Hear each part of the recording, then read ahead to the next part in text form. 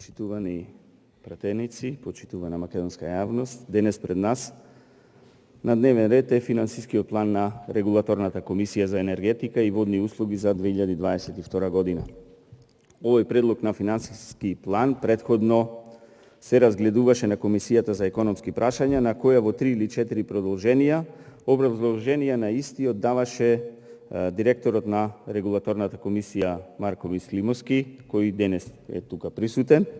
и од него, освен ароганција, навреди кон пратениците и коментирање на говорите на пратениците, ништо друго и не слушнавме. Таа ароганција продолжи и денес од оваа говорница во собранието, од која што со прст се закануваше директорот кон пратениците, но тој прст директорите си го чувате за дома и таму ќе се заканувате со прст, ако и таму ви е дозволено да се заканувате и може за таму да го користите, не за тука. Од вас не слушнавме зошто Македонија се наоѓа во вака тешка енергетска криза и зошто, ако сме во криза, не се кратело на непродуктивните трошења во вашата регулаторна комисија која што ја водите. Но вие не застанавте тука со навредите, па така пред известно време, додека траеше дебатата во Комисијата за економски прашања, вие во разговор за слободен печат грубо ги навредите граѓаните на Република Македонија, кои реагираа на социјалните мрежи на секојдневните поскапувања на горивата, бидејќи и да сакаат на другите медиуми не можат да реагираат затоа што се дел од нив се под контрола на владата, па на тие медиуми можеме да слушнеме само пофални зборови за вас и за владата и затоа револтот се излија на социјалните мрежи, а вие за тој револт кажавте, ќе ве цитирам тоа што го рековте, а рековте дека ние сме земја со најголем број на експерти на Фејсбук по глава на жител,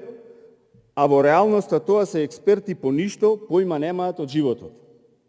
Па ќе ве прашам дали не се срамите вака грубо да ги навредувате граѓаните на Република Македонија, затоа што реагираат на високите цени на горивата, кои што и со право реагираат затоа што не можат да ги издржат овие поскапувања. Дали вие сте се запрашале како се поминува месецот со минимална плата со овие цени на горивата, и на струјата, и на прехранените продукти, и на се останато во државава? Може би на вас не влијаат овие поскапувања, затоа што вие земате 8 пати поголема плата од тие што земаат минимална плата, од тоа што, а во финансискиот план дополнително сте си предвиделе и репрезентација од 22.000 евра, а за тоа колка е вашата плата, ево слободно може и во реплика да станете и да кажете колку е вашата плата, па сите да знаеме и ние како пратеници и македонската јавност да се запознае со тоа колку вие како директор земате плата во Регулаторната комисија. Знаете ли дека од тие што ги навредувате вие земате плата? И ги уживате сите тие привилегии што ги уживате. И затоа треба да им ги подобрите условите на живот на граѓаните, а не грубо да ги навредувате дека појма немале од животот. Јас мислам дека од вашето појма немање од животот и од вашето појма немање од работата што ја работите, сме доведени до оваа ситуација да не може да се врзи крај со крај. Затоа барам од вас да им се извините и на македонската јавност, на граѓаните и на пратениците за вашиот излив на ароганција и во комисијата и тука од говорницава. Кажавте во едно излагање во комисијата дека сега требало да сме солидарни сите.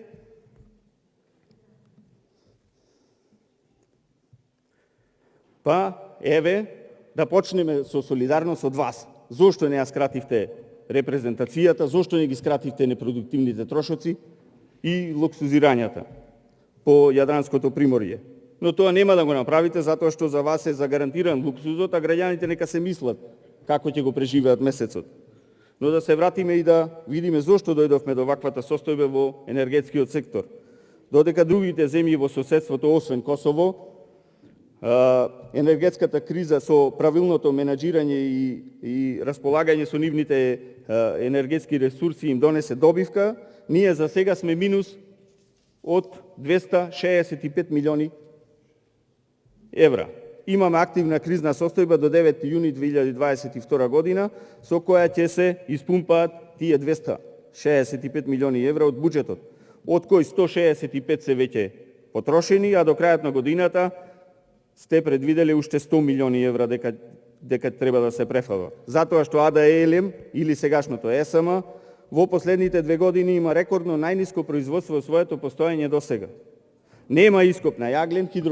хидроакумулациите се празни и производството на електрична енергија е преполовено и не може да ги задоволи ниту потребите за електрична енергија за домаќинствата. Со 265 милиони евра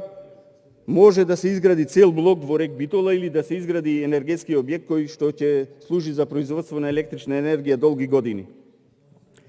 Наместо тоа, вие одбравте да испумпате 265 милиони евра од буџетот и таа сума, ако се подели на 1,8 милиони евра, 1,8 милиони жители, колку што нели излегоа според пописот, ќе испаѓа дека граѓаните, вашата неспособност, секој граѓанин го чини по 150 евра, а едно 4-члено семејство одвојува 600 евра за вашата неспособност. Состојбата во која денес АД-ЕСМ е најголемиот загубар во Република Македонија, кој 2021 година ја завршил со загуба од фантастични 28 милиони евра, како што кажа директорот. Состојбата во која се најде домашното производство на електрична енергија се должи генерално на 3 причини, а тоа се, како што кажав, празните акумулации на хидроцентралите, акумулациите ги доведовте до рапно исчезнување и направивте еколошка катастрофа само за да продавате електрична енергија тогаш кога не требаше за обезбедување на екстра профити, па сега кога навистина ни е потребна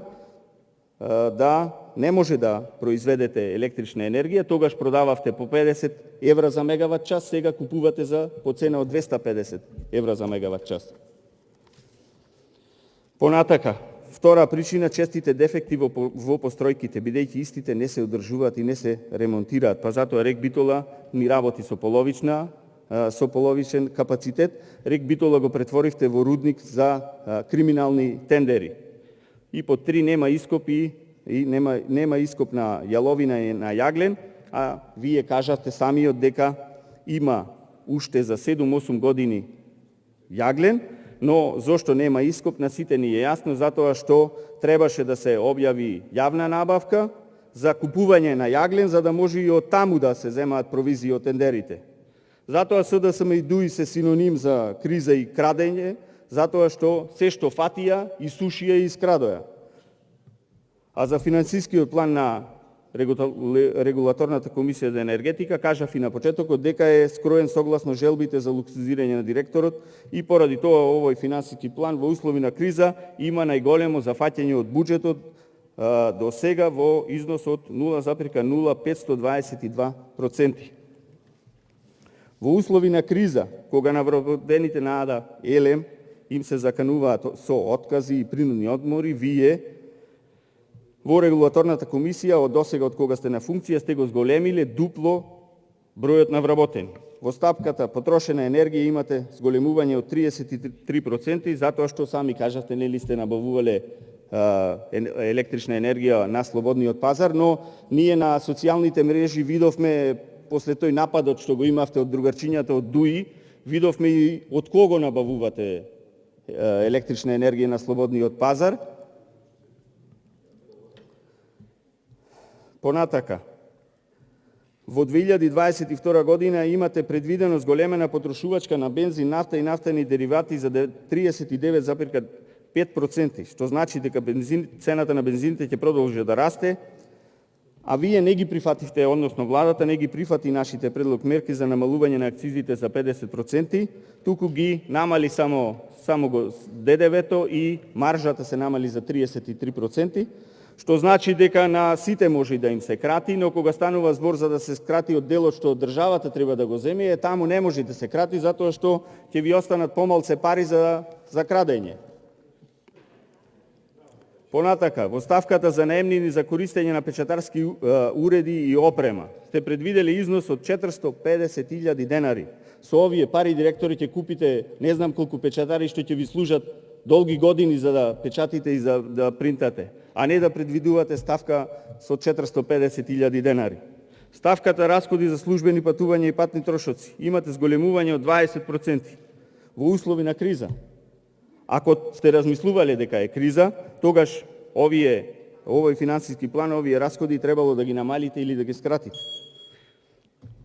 Понатак, интелектуални услуги 4 милиони денари. И за крај, репрезентацијата што ја спомнав од 22.000 евра, од која се гледа целата ваша желба за луксус што сакате да ја терате на туѓа сметка. Овој финансиски план може би ќе помине на седницата на собрание, но да знаете нема да помине кај граѓаните, затоа што тие најмногу ги трпат последиците од вашата неспособност и затоа ќе ве казнат за брзо. Реплика председателот на регулаторната комисија.